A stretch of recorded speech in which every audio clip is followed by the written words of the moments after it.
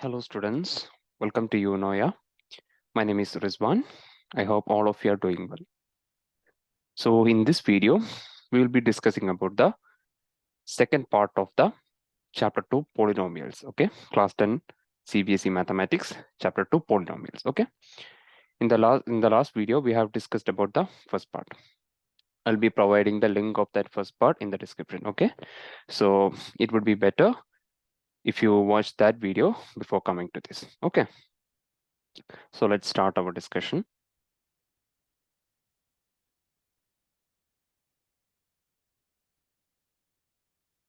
Yeah. So here we are beginning with a question. The graphs of y equal to p of x are given in figure 2.10 below. For some polynomials p of x, find the number of zeros p of x in each case. Okay. So here we are given with some graphs. Okay, graphs of some polynomials. Then from each of the polynomials, for each of the polynomials, we have to find the number of zeros. Okay, we have to find the number of zeros. For that, we will use the geometrical meaning of the zeros of the polynomial. Okay, so let's recall that. It says the zeros of the polynomials are those points at which the graphs of that polynomial meet the x-axis. Okay, that means if a graph of a polynomial is meeting the x-axis at one point, then we can say that that polynomial has 1 0. Okay, if the graph of a polynomial is not meeting the x-axis, then we can say that that polynomial has 0 zeros or no zeros. Okay, if the graph is meeting the x-axis at 2 points, we can say that the polynomial has 2 zeros. Then for 3 points, we can say that 3 zeros, and so on. Okay, so based on that concept, we can answer this question. Okay, first let's look at the first graph. Here you can see x-axis and y-axis, and the graph of the polynomial is like this. This is the graph of that polynomial. Okay, it's a straight line. It's a linear polynomial. So here we can see that this line or this line representing the polynomial is parallel to x-axis, right? It's parallel to x-axis. Okay, we know that parallel lines never intersect. So we can say that this graph, the graph of this polynomial can never intersect the x-axis. Okay, so we can say that the point of intersection with x-axis is 0 or no point of intersection. So we can say that this polynomial has 0 zeros or no zeros. Okay, now let's move to the second graph. Here we can say that here this graph is intersecting the x-axis at one point. So we can say that this polynomial has 1 0. Okay, similarly for this polynomial, you can see 1, 2, 3. The graph is intersecting the x-axis at 3 points. So we can say that this polynomial has 3 zeros. Similarly, you can see here, the graph is touching the x-axis at 2 points. So we can say that for this polynomial, we have 2 zeros. Similarly, in this graph, 1, 2, 3, 4. Okay, it is intersecting the x-axis at 4 points. So we can say that this polynomial has 4 zeros. Okay, similarly, here you can see 1, 2, 3. Okay, the graph of this polynomial is intersecting the x-axis at 3 points.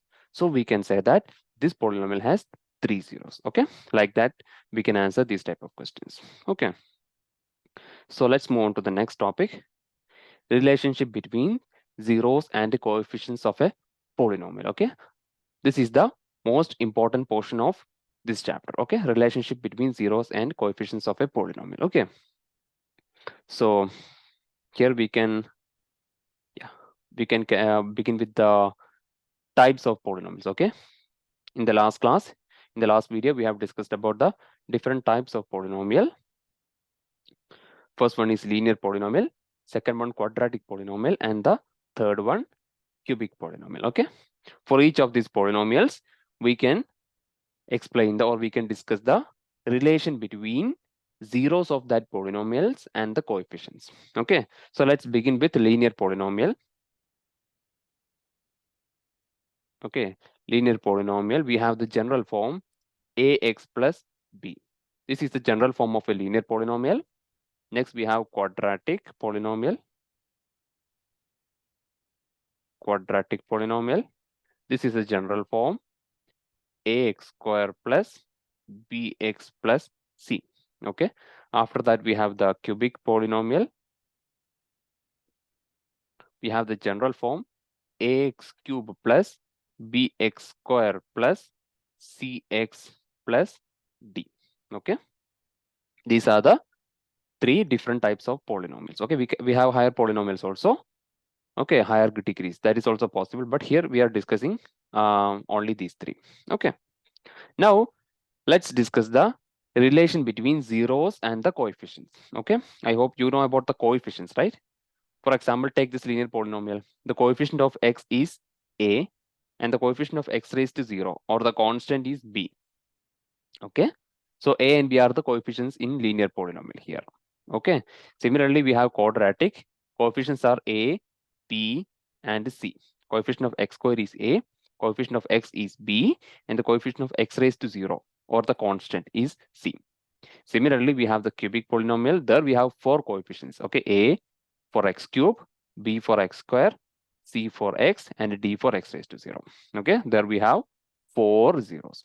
Okay, now we will be discussing about the relation between these, sorry, not four zeros, four coefficients. Okay, for linear polynomials, two coefficients, a and b. For quadratic, three coefficients, a, b, and c. And for cubic, we have four coefficients. Okay, a, b, c, and d. Okay. Now, here we will be discussing about the relation between these coefficients and the zeros. Okay, and the zeros. Now, we have representation for the zeros also. Okay, we will use Greek letters like alpha, beta, and gamma to represent the zeros of the polynomial. Okay, we know that for quadratic polynomial, sorry, let's begin with the linear polynomial. Okay, for linear polynomial, we have the degree equal to 1. So we know that maximum 1 0 is possible. Okay, so we will take that 0 as alpha. Okay, you can take any letters, but usually we are taking this, okay, by convention. Okay, so only 1 0, we will represent it as alpha. Similarly, for quadratic polynomial, we know that we can have maximum 2 zeros because the degree is 2. Okay, so let's represent it as alpha and beta. Okay, alpha and beta. Similarly, we know that for cubic polynomial, the degree is 3, so we can have 3 zeros. Okay, so let's represent it as alpha, beta, and gamma. Okay, alpha, beta, and gamma. So these are the, let's represent the zeros like this. Okay, zeros. For linear polynomial, suppose the 0 is alpha, represent the 0 is alpha, only single 0, maximum 1 0. And for quadratic, alpha and beta, 2 zeros, maximum 2 zeros. And for cubic, alpha, beta, and gamma, maximum 3 zeros. Okay, or 3 zeros. Okay, now we'll be discussing about the relation between these alpha, beta, and gamma, and these a, b, and c. Okay, a, b, and c. So please note, very important concept for linear. Okay, for linear, first I will be writing the relation between zeros, that is alpha, and the coefficients a and b. Okay, for linear polynomial, please note the relation alpha equal to minus b by a. Okay, minus b by a. Okay, for linear polynomial, this is the relation between the 0 alpha and the coefficients b and a. Okay, please note this. You can note it in a box, it's important. Okay, alpha equal to minus b by a. Okay, we have only 1 0 alpha, so this is the relation between alpha, 0 alpha, and the coefficient b and a. This is for linear polynomial. Okay, only one equation we have. Okay, now let's move to the quadratic, second one. Okay, in second quadratic polynomial, we can find two relations, two equations. Okay, because we have two zeros there. Okay, maximum 2 zeros. Okay, first one is sum of zeros. Okay, sum of zeros. Here the zeros are alpha and beta, so sum of zeros means alpha plus beta. Okay, alpha plus beta, that is equal to minus b by a. Okay, minus b by a. This is the first relation in the case of quadratic polynomial. And the second one is product of zeros. Okay, product of zeros, that is alpha into beta or alpha beta, that is equal to c by a. Okay, c by a. Okay, so for quadratic polynomials, we have two relations. Okay, two equations connecting zeros of the polynomial and the coefficients. Okay, first one is sum of zeros, that is alpha plus beta equal to minus b by a. Second one, product of zeros. Okay, that is alpha into beta or alpha beta equal to c by a. Okay. Next, let's discuss the relation between zeros and the coefficients on cubic polynomial. Okay, cubic polynomial. Okay. First, we will begin with the sum of zeros. Okay, sum of zeros. That is alpha plus beta plus gamma. There we have three zeros. Don't forget it. Okay, that is equal to minus b by a. Okay, this is the first relation in the cubic polynomial. Alpha plus beta plus gamma equal to minus b by a. Okay, next one is in the next relation. Here we have three relations. Okay, three zeros are there, so we have three relations. Okay, this is the first one. Alpha plus beta plus gamma equal to minus b by a. Please note the second one. In the second relation, we will take two zeros at a time, then add all. So you will get alpha beta plus beta gamma plus gamma alpha. Okay, this is equal to c by a. Okay, c by a. This is the second relation in the case of cubic polynomial. Okay, or second equation connecting zeros and the coefficients. Okay, now let's move to the third one. In the third one, we will take the product of all the zeros, that is alpha into beta into gamma. That is nothing but alpha beta gamma. This is equal to minus d by a. Okay, this is the third relation. Okay, this is the third relation. Okay, yeah. In most of the cases, you can expect the question from linear and quadratic only. Okay, so first complete these two topics. Okay, then you can move to the cubic one. Okay, because the possibility is less comparatively. Okay, but don't you should not skip it. Okay, after completing linear and quadratic, you should move to the cubic. Okay, so these are the relation between zeros of the polynomial and the coefficient. Okay, now let's solve some problems based on this.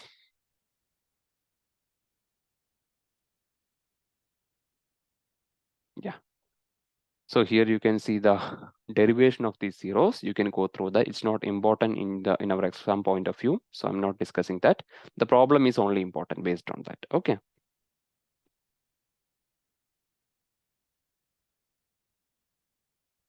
yeah. So you can see example questions that is already solved in the textbooks. Okay, so I'm not discussing that here. I'll be discussing only exercise questions. Okay, because there is no solution in the textbook, so I'm discussing that question. So after understanding that, you can read the examples in the textbook. Okay, that will be easier for you. Okay, yeah. Now in exercise 2.2, we will solve some questions. Okay, some sub questions. I'm not solving all the sub questions. I will take one or two from same type. Okay, I'm not repeating the same type. Okay, from a single type, I will take one question. Okay, so let's take the third question, this one, third sub question. Okay, 6x square minus 3x minus 7. Okay, this is the heading of the question. Find the zeros of the following quadratic polynomials and verify the relationship between the zeros and the coefficients. Okay, that means for each of these given quadratic polynomials, okay, you are given with 6 quadratic polynomials, and we need to find the zeros of each of these quadratic polynomials. Okay, not only that, after finding the zeros, we have to verify the relation between zeros and coefficients. Which relation? The relation that we discussed just before this. Okay, so let's do this. Take the first one. Okay, I'm taking the most difficult one. Okay, difficult in the sense comparatively difficult. All are almost easier, but comparatively difficult one, this one. Okay, you can go through the other questions. Okay, so 6x square minus 3 minus 7x. Okay, now let's find the zeros of this polynomial, and then verify the relation. Okay, 6x square minus 3 minus 7x. Let me erase all this.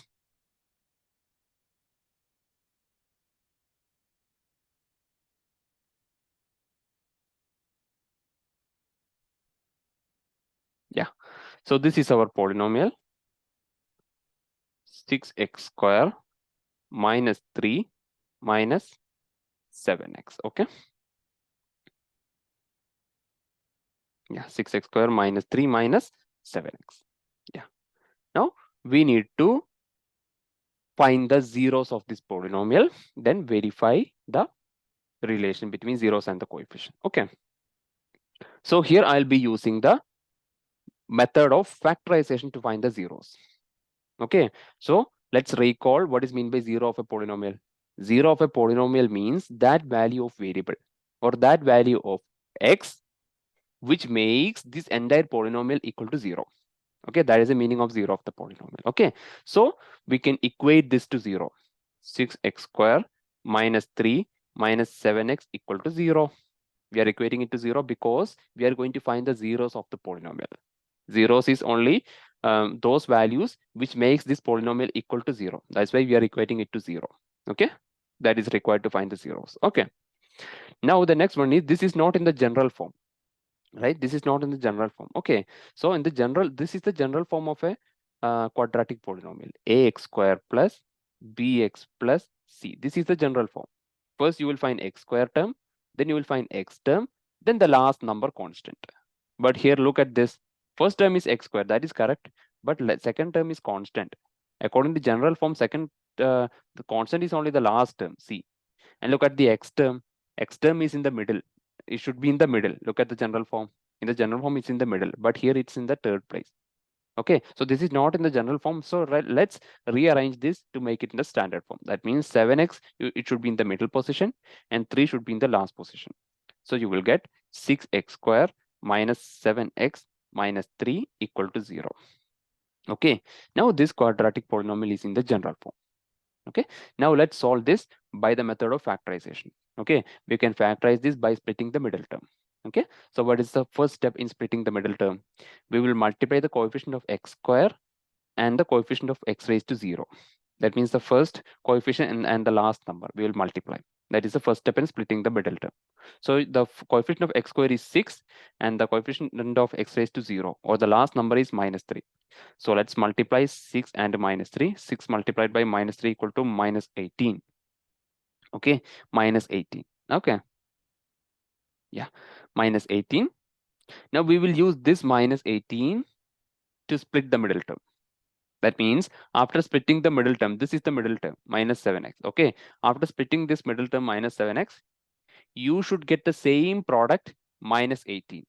Even after splitting and multiplying the coefficients, you will get two terms. One term is splitting into two. So you'll get two terms. There also you will find two coefficients. After taking the product of that coefficients, you should get minus 18. In that way, you have to split. Okay. So how can you split this minus 7? Minus 7 can be splitted in many ways. Minus 5 minus 2, that is minus 7. Minus 6 minus 1, that is minus 7. Then minus 10 plus 3, that is minus 7. Minus 9 plus 2, that is minus 7. Minus 4 minus 3, that is minus 7. So minus 7 we can split it in many ways, but you cannot take any way you want. After splitting and taking the product of the coefficients, it should be minus 18. Okay, this minus 18, that's why we have found this product. So how can you split that minus 7? There is only one possibility, minus 9 plus 2. Okay, we can split minus 7 like minus 9 plus 2. Minus 9 plus 2 equal to minus 7. What about the product? Minus 9 into 2 equal to minus 18 only, satisfying all the conditions. Okay, so you can split it like this. So you will get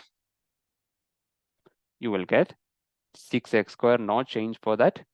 Minus 7 can be splitted like minus 9 plus 2. So minus 7x can be splitted as minus 9x plus 2x minus 3 equal to 0. Okay, so you will get like this if you split.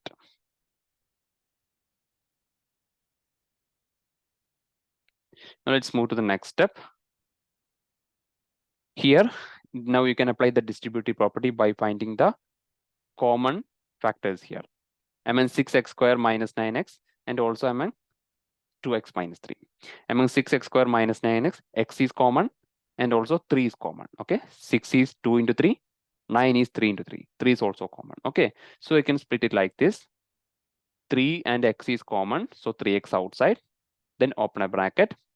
From 6x square, if you take 3x outside, you will be left with 2x, because 6 means 3 into 2. You have taken this 3 outside, so you'll be left with this 2.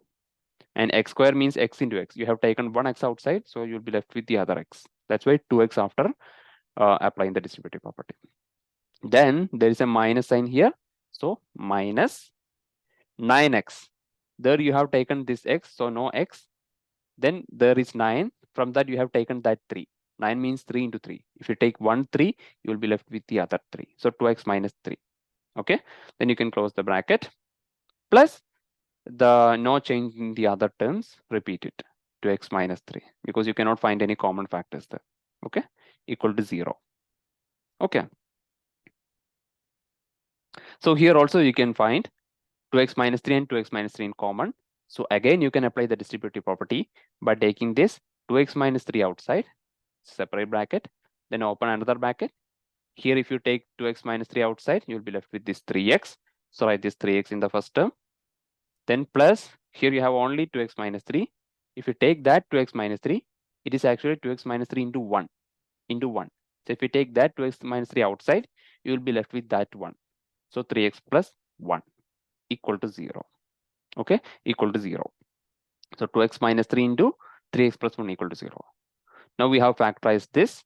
So we can find the zeros after with the help of this factorized. Okay, here either 2x minus 3 equal to 0 or 3x plus 1 equal to 0. Okay, then only you will get the product 0. If 2x minus 3 equal to 0, then 2x equal to 3. If you take this minus 3 to the other side, it becomes plus 3. Okay, that means x is equal to 3 by 2. Okay, x equal to 3 by 2. Similarly, if 3x plus 1 equal to 0, you will get 3x equal to minus 1. That means x equal to minus 1 by 3. Okay, x equal to minus 1 by 3. So these two are the two solutions, two possible values for x. First one is x equal to 3 by 2, and second one is x equal to minus 1 by 2. Okay, x equal to minus 1. These two are the zeros. Okay, now we have found the zeros. Now let's verify this. Okay, let's verify the relation between zeros and the coefficients. Okay, first one is the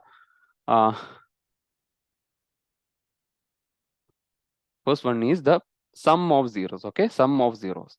Alpha plus beta equal to minus b by a. We have to verify this first. Then alpha into beta, or alpha beta equal to c by a. We will verify both. Okay, so these are the relation. We have to verify this. Okay, now what is our alpha and beta? Alpha and beta are zeros. You can take alpha as 3 by 2, the first 0. Then you can take beta as minus 1 by 3, the second 0. Okay, now let's take the sum. Alpha plus beta. Okay, alpha plus beta equal to, alpha is 3 by 2, so 3 by 2 plus beta is minus 1 by 3. Okay, if you add this, you will get 3 into 3, 9, plus this 3 into 3 became 9, then plus 2 into minus 1 becomes minus 2, whole divided by 2 into 3. Okay, adding fractions, method of adding fraction. 2 into 3 is 6. So 9 minus 2 whole divided by 6. 9 minus 2 is 7. So 7 by 6. Okay, this 7 by 6 is the sum of zeros. Now what is minus b by a? Here b equal to minus 7. Okay, b equal to minus 7.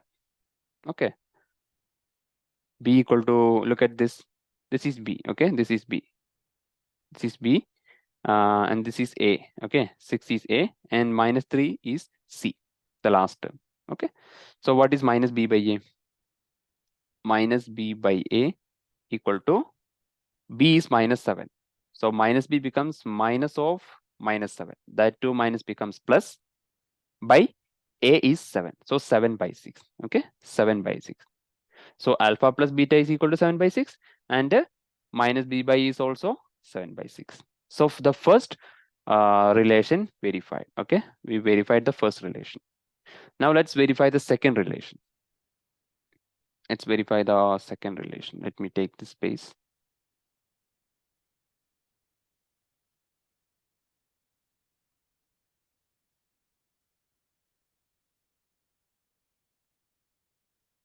Okay, that means alpha into beta equal to c by a. Okay, alpha into beta equal to c by a. Okay, here c equal to, what is c? C is minus 3. Okay, c equal to minus 3. Okay, and what is a? A equal to 6 only, again 6. Okay, now alpha into beta. What is alpha? 3 by 2, and beta is minus 1 by 3. So alpha into beta, or alpha beta equal to 3 by 2 into minus 1 by 3. Okay, you can cancel 3 and 3. You will get minus 1 by 2. Okay, minus 1 by 2. Now what is c by a? C is minus 3 and a is 6. So c by a becomes minus 3 by 6. That is also minus 1 by 2. Okay, so alpha beta is minus 1 by 2, and C by E is also minus 1 by 2. Both are equal. Okay. So second relation also verified. Okay. So here we have verified both the relations. Okay. So this is the method of solving questions like this. Okay. Now, okay. So I hope we can stop here. The remaining questions we will discuss in the next video. Okay. In the next video, we will take two questions from two sub questions. Okay. Fourth one and fifth one, little bit different one. Okay. Because all other questions are same as the third one. That also we will discuss. And in this section, second question, we will take two sub questions. Okay. Question number 2 and question number 3. Because all others are comparatively easier. You can try it. Okay. So that will be the discussion for us in the next session. Okay. So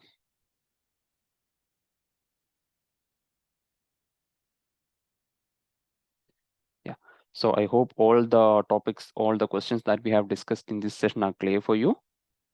So, and I hope you all have enjoyed the session. Okay, enjoyed the class. Okay, now we will discuss the remaining topics in the next video. Okay, by the next video we will wind up this chapter. Okay, so thank you so much for watching. See you in the next video. Okay, so take care. Bye bye.